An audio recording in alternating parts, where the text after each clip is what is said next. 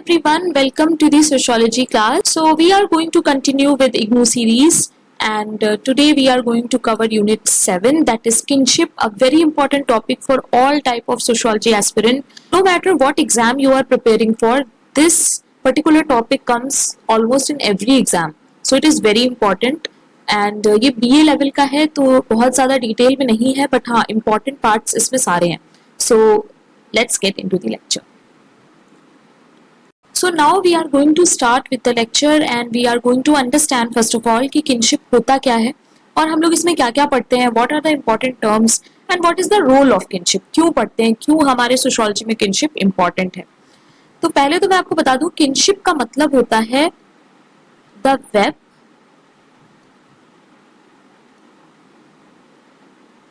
of social relationships.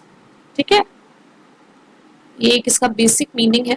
इसमें हम social relationships के बारे में पढ़ते हैं, जैसे हमारा फैमिली हो गया, मेनली ब्लड रिलेशंस. ओके, तो किनशिप सिस्टम एक ऐसा सिस्टम है जहां पे हम लोग अपने रिलेटिव्स, चाहे वो कैसे भी हो, वो ब्लड रिलेशनशिप्स हो या फिर थ्रू मैरिज हो, इन दोनों को हम कैसे, क्या होते हैं, क्या इनके रूल्स हैं, ये सब हम किनशिप में पढ़ते हैं. ठीक है, तो एक चीज आपको यहाँ पे याद रखनी है कि वर्च्यू ऑफ ब्लड रिलेशनशिप्स को हम कहते हैं कॉन्जिग्यूनिटी, यानी ऐसे रिलेशनशिप्स जो ब्लड रिलेशनशिप्स होते हैं. ठीक है, उन्हें हम कॉन्जिग्यूनिटी कहते हैं, जैसे mother, father, sister. And second में जो एफिनिटी है, एफिनिटी का मतलब होता है वो किनशिप जो मैरिज के थ्रू फॉर्म हो रहा है. ठीक है, तो ये दो चीजें आपको याद रखनी है कि मैरिज के थ्रू जो होता है उसे हम एफिनिटी कहते हैं, जो हमारा बाय ब्लड होता है उसे हम लोग कॉन्जिग्यूनिटी कहते हैं, और जो बाय मैरिज होता है उसे हम लोग एफिनिटी कहते हैं. Now let us understand the role of kinship. Kinship की इंपॉर्टेंस क्या है. ठीक है, तो it maintains the harmony cooperation among relationships. तो इसमें यूनिटी रहती है, हार्मनी रहती है रिलेशनशिप्स में किनशिप की वजह से.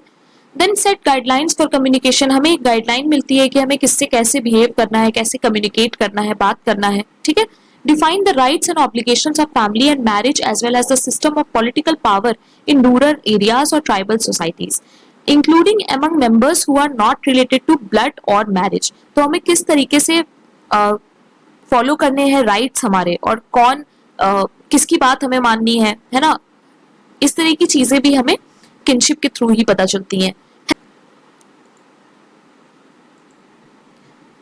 Helps people better understand their relationships with each other. एक दूसरे से जो रिलेशनशिप है उसे समझने में आसानी होती है. Helps people better relate to each other in society. Society में हम एक दूसरे से ठीक से रिलेट कर पाते हैं. ओके, सो ये जस्ट ओवरव्यू था. इसमें जो इम्पोर्टेंट है वो है ये दो टर्म्स कि किनशिप होता है सोशल रिलेशनशिप्स के बारे में पढ़ना, एंड इसमें दो होते हैं कॉन्जिग्यूनिटी, अफिनिटी. अफिनिटी वो होता है जो बाय मैरिज हम बनाते हैं रिलेशनशिप, एंड कॉन्जिग्यूनिटी मीन्स हमारा blood relationship. Okay, so now guys we are going to see कि इसमें हम लोग क्या क्या पढ़ने वाले हैं. तो बेसिक कॉन्सेप्ट्स हम किनशिप में पढ़ेंगे. क्या है वो? सबसे पहले है डिसेंट. क्या होता है डिसेंट, उसके टाइप्स क्या हैं, उसके फंक्शंस क्या हैं, ये हम पढ़ेंगे. इनहेरिटेंस रूल क्या है. इनहेरिटेंस मीन्स वसीहत जिसको कहते हैं, है ना हिंदी में. तो इनहेरिटेंस रूल्स हम लोग पढ़ेंगे. देन रूल्स ऑफ रेजिडेंस, कौन कहाँ रहता है, क्या है, ये सब हम लोग पढ़ेंगे. कुछ इंपॉर्टेंट टर्म्स हम लोग पढ़ेंगे. Kinship in India north and south. तो नॉर्थ एंड साउथ का क्या सिस्टम है वो हम पढ़ेंगे किनशिप का. Then Nairs of Kerala and other matrilineal communities. कुछ कम्युनिटीज हम पढ़ेंगे मैट्रिलिनियल, और उससे पहले हम लोग पढ़ेंगे कि मैट्रिलिनियल होता क्या है. ठीक है, तो इतना हम लोग पढ़ने वाले हैं इस लेक्चर में. So now we are going to understand principles of descent. Descent is the principle whereby a child is socially affiliated with a group of his or her parents. In general, every society recognizes the fact that all offsprings and children descend from parents, and that a biological relationship exists between parents and children. It refers to person's offspring or his parentage. Descent is also used to trace one's ancestry. Very important line. हमारा जो family ancestry है ना, वो कहाँ से आ रहा है, ये हम डिसेंट के थ्रू पता लगाते हैं. ठीक है, जैसे हमारे फादर, ठीक है, देन उनके फादर, देन उनके father. So it keeps on going like that. इसे ही हम डिसेंट कहते हैं. ठीक है, now there are two types of descent. that are very important. First is unilineal. Unilineal में हम एक ही लाइन से देखते हैं. दैट मीन्स या तो आप अपने फादर के साइड से देखोगे या फिर अपने मदर के साइड से.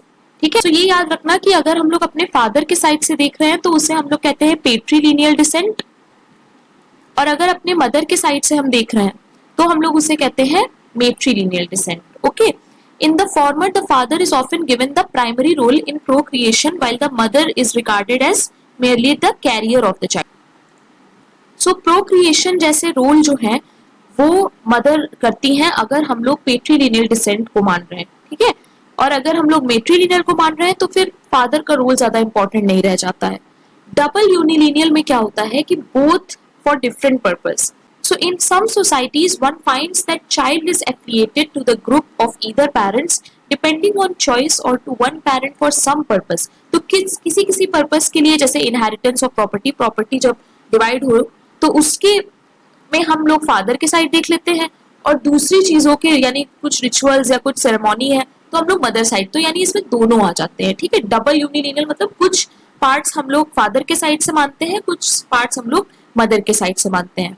Okay, that is why it is called double unilineal. Now let us see some extra notes. Members of a descent group have sense of shared identity, often referring to each others as brother and sister, even when no genealogical relationship can be traced. Very important.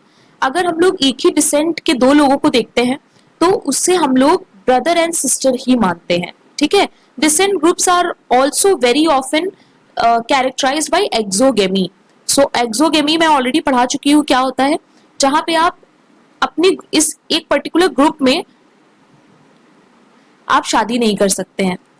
Exogamy means that you can not marry with in one group. तो आप same decent groups में Mary नहीं कर सकते हैं, इसीलिए ये exogamy follow करता है. ठीक है, marriage must be with the person outside the group, यानी आपको किसी ऐसे से शादी करना पड़ेगा जो आपके डिसेंट ग्रुप का ना हो. So next is principle of complementary filiation, जिसमें ये हम लोग देखते हैं कि कुछ ऐसी फैमिलीज भी हैं, कुछ ऐसे किनशिप रिलेशंस भी हैं जिसमें मदर्स ब्रदर्स जो हमारे मामा होते हैं उनका रोल ज्यादा होता है फैमिली में. सारे जो भी मेजर चीजें होती हैं वो वही डिसाइड करते हैं. ठीक है, तो ये भी एक कॉन्सेप्ट है जो हमें इसमें पढ़ना होगा. ये क्या होता है हम लोग आगे भी देखेंगे.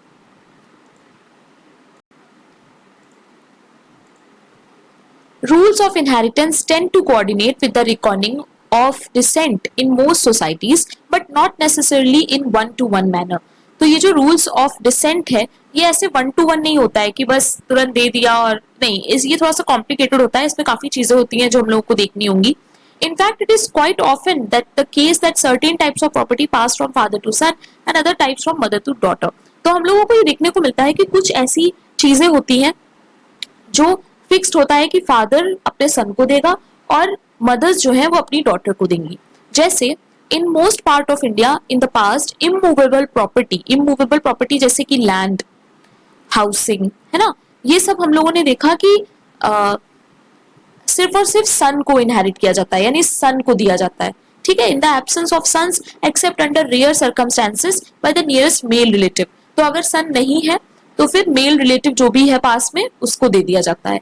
नेक्स्ट, मूवेबल प्रॉपर्टी में क्या होता है, जैसे कि कैश हो गया, ज्वेलरी हो गया, है ना, तो ये सब ज्यादातर डॉटर को दिया जाता है जब उसकी शादी होती है.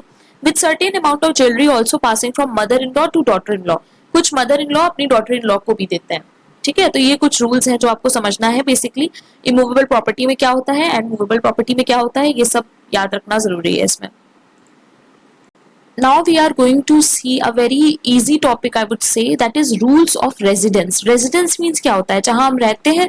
तो rules of residence meaning residence after marriage. तो इसमें ज्यादातर फोकस हमारा आफ्टर मैरिज रेजिडेंस पे रहेगा कि शादी के बाद कौन कहाँ पे रहता है.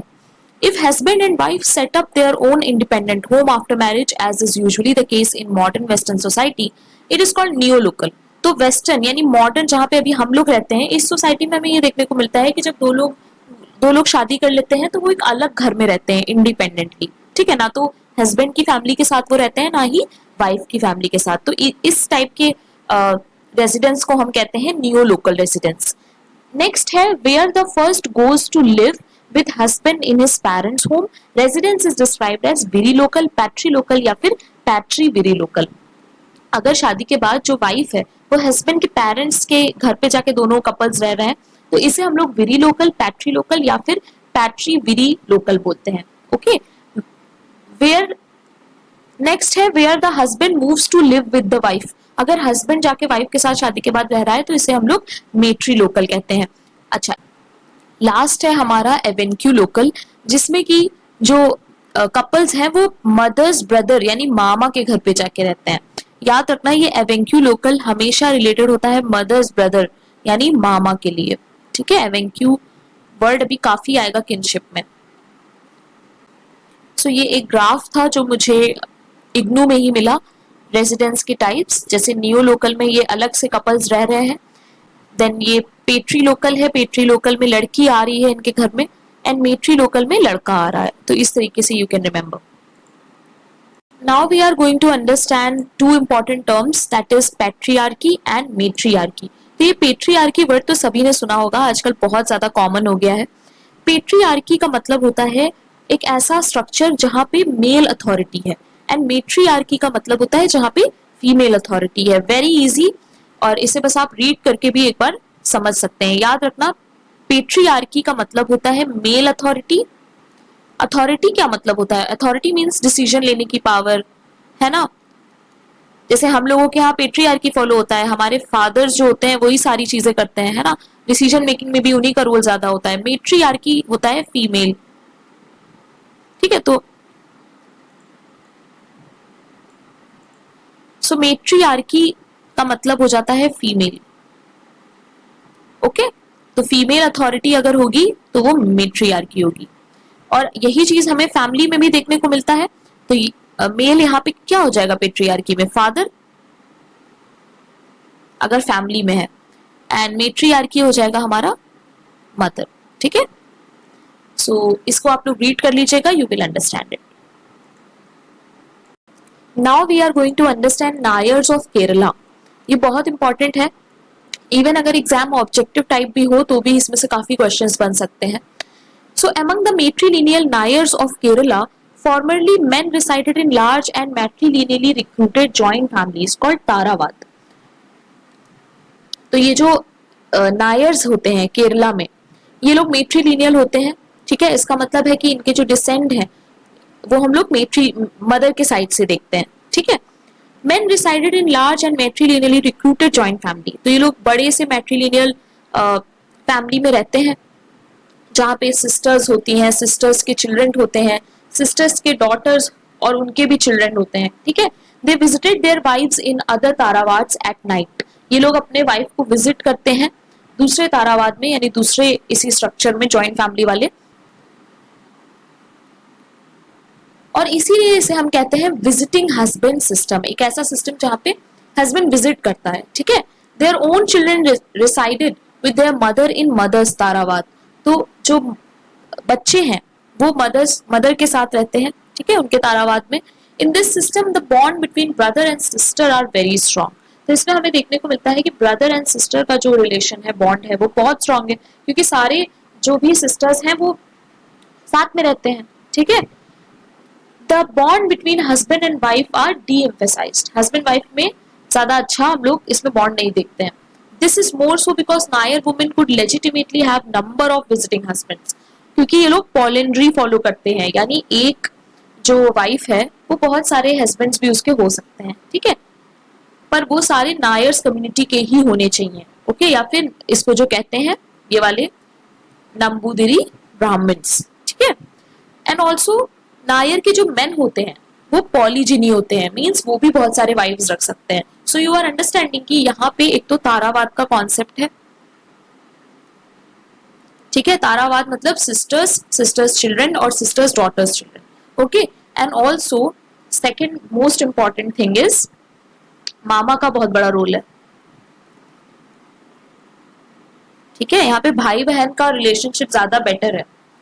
तो यहाँ पे भाई बहन का रिलेशनशिप ज्यादा इंपॉर्टेंट है ना कि हस्बैंड वाइफ का। ठीक है, तो कुछ फैक्चुअल इंफॉर्मेशन है that you have to remember, बाकी इंपॉर्टेंट मैंने इसमें बोल्ड कर दिया है। Now there are two other matrilineal communities that we have to see. First is Khasis of Assam and second is Garo, जो भी असम के हैं। तो ये दो ट्राइब्स हैं असम की, या ट्राइब कम्युनिटी जो भी कह सकते हैं हम, ये दो हमें पढ़नी है, ठीक है। खासीस में जो है वो मेट्रीलिनियल होते हैं, inheritance, succession, practice, matri local residence, सब कुछ इनका मम्मी के साइड वाला ही होता है। The youngest daughter is the heiress and lives in her mother's house alone with her husband and children. तो ये जो यंगेस्ट यानी सबसे छोटी डॉटर जो इनकी होती है वो मेन होती है, और वो ही अपने मम्मी के साथ रहती है, ठीक है, अपने हस्बैंड और बच्चों के साथ। The older daughter, however, may move out of matrilineal household on marriage and make new nuclear family. Their husband live greater independent authority than does the husband of youngest, still residing matrilocal.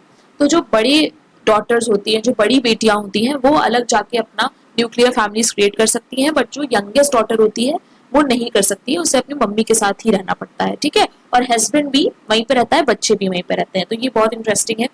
Next, the गारो। गारो में क्या होता है कि marriage is matri local for the husband of the daughter who becomes the head of household and its manager.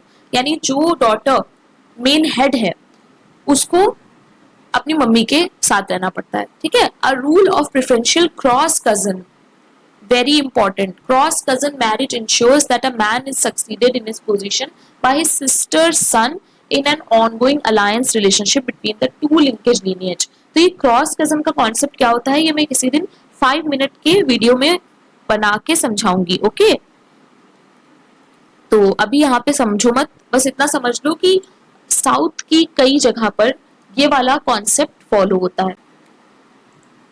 Now we are going to see kinship in India. So one thing is very important to know that kinship, अगर हम India के बारे में जब पढ़ते हैं तो एक इंसान है जो बहुत इंपॉर्टेंट होते हैं, वो है इरावती कर्वे, ठीक है। इरावती कर्वे ने काफी ज्यादा काम किया है किनशिप पे, और इनकी एक किताब भी है। इफ यू नो उनकी किताब का क्या नाम है, please let me know in the comment section. In South India, you usually find a preference for marriage with certain categories of close kin, in particular with one or the other or both of the cross cousins, but never parallel. याद रखना ये चीज, never parallel but cross cousins, और even with the elder sister's daughter. तो हम लोग देखते हैं साउथ में हम लोग को क्रॉस कजन मैरिजेस का कॉन्सेप्ट बहुत ज्यादा दिखाई दिया, ठीक है। क्रॉस कजन मैरिज क्या है ये मैं अलग से पढ़ाऊंगी, don't worry. This is your mom, ठीक है। तो मॉम के अपोजिट्स एंड ये आप हो, ठीक है, दैट्स यू। तो मॉम के जो अपोजिट सेक्स के होंगे भाई बहन, वो कौन होंगे, इनके ब्रदर, है ना। और आपके ये क्या होंगे, मामा, ठीक है। तो इनके बच्चे से जब आप मैरिज कर रहे हो तो इसे हम लोग कहते हैं क्रॉस कजन। नेक्स्ट है नॉर्थ इंडिया। नॉर्थ इंडिया में अगर हम लोग देखें तो marriages are never between persons who are already close. कभी भी आप अपने किसी कजन से या किसी भी क्लोज रिलेटिव से आप शादी नहीं कर सकते हैं, ठीक है। A rule of village exogamy also ensures that brides are given and taken from other villages. हमें गांव में ये देखने को मिलता है कि सेम गांव में भी शादी नहीं होती है कहीं कहीं, तो नॉर्थ में, ठीक है। अभी हम लोग साउथ का देख रहे थे इससे पहले, अभी हम लोग नॉर्थ में है, ठीक। The bride therefore comes to her husband's family as a stranger. तो ये स्ट्रेंजर का कॉन्सेप्ट बहुत ज्यादा इंपॉर्टेंट हो जाता है नॉर्थ में, कि आप जिससे भी शादी कर रहे हो, वाइफ या हस्बैंड, वो आपके लिए पहले से स्ट्रेंजर हो, ठीक है। Now we are going to see extra note other differences between the northern and southern systems noted by Iravati Karve relate to the rules of descent, inheritance and marriage. In brief, the northern zone is universally patrilineal. हमें ये देखने को मिलता है कि north में ज्यादातर पैट्रीलिनियल होता है, यानी सब कुछ पापा की तरफ से हम लोग देखते हैं, ठीक है। Patrilineal systems are also found among different communities in southern. तो हमें सदर्न में भी कहीं कहीं पे ये देखने को मिलता है। We should add here that there are number of important matrilineal groups, for instance, Khasis and Garos in northeast India, eastern zone as well. तो ये बस कुछ एक्स्ट्रा नोट्स हैं जो यू कैन रीड, इतना इंपॉर्टेंट नहीं है इसमें कुछ भी। जो भी इंपॉर्टेंट था इग्नू में वो मैंने पढ़ा दिया है, इसमें काफी कुछ मिसिंग है, ये सारा सफिशिएंट नहीं है if you are preparing for any other exam. So मैं सिर्फ और सिर्फ ये लेक्चर इग्नू वालों को सजेस्ट करूंगी, बिकॉज अगर आपके एग्जाम्स हैं और आपको सिलेबस के अकॉर्डिंग पढ़ना है तो ये लेक्चर्स ठीक है, बट इसमें काफी कुछ नहीं दिया हुआ है, तो मैं वो अलग से बनाऊंगी दूसरे स्टूडेंट्स के लिए, okay. Now these are some keywords जो कि इग्नू के लास्ट में दिए होते हैं। कॉन्सेग्यूनिटी मतलब होता है principle of kinship by virtue of blood relationships. तो ब्लड रिलेशनशिप्स जब होता है तो उसे ये कहते हैं। Then affinity relationship through marriage, जब हम शादी के बाद रिलेशनशिप बनाते हैं। Then descent the system of deriving relationship from an ancestor, जब हम एक एंसेस्टर से रिलेशनशिप ड्रॉ करते हैं उसे हम लोग डिसेंड कहते हैं।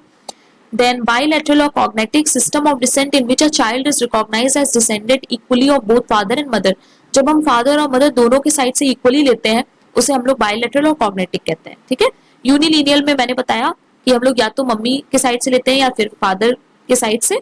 देन डबल यूनिलिनियल में हम लोग पर्पस के अकॉर्डिंग देखते हैं, जो भी कुछ चीजें हम लोग पापा से लेते हैं, कुछ चीजें हम लोग मम्मी से लेते हैं। ठीक है, देन पेट्रीलिनियल का मीन्स होता है implies that descent is straight from father side.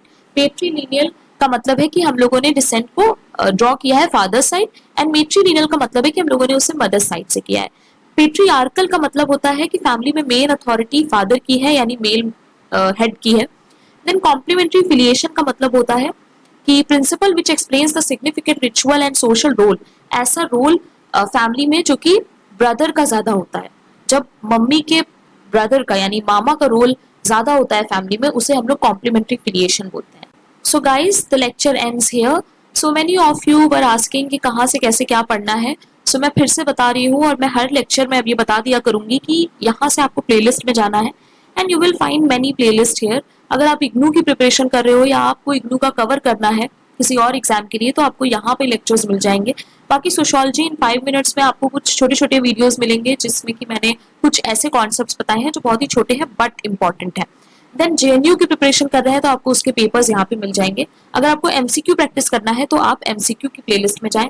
Social thinkers मैं धीमे धीमे कवर कर रही हूँ तो यहाँ पे सारे हैं, और मैं कुछ डिफिकल्ट क्वेश्चंस भी लाती रहूंगी तो मैं उसे इसमें लाऊंगी। ठीक है, तो ये प्लेलिस्ट जरूर आप देखिएगा, इससे आपको बहुत बेनिफिट होगा। जो भी मैं लेक्चर्स ऐड करती हूँ मैं बहुत ही प्लान्ड वे में अपलोड करती हूँ, तो इसे प्लीज फॉलो करिए। And if you like my lectures please subscribe to my channel.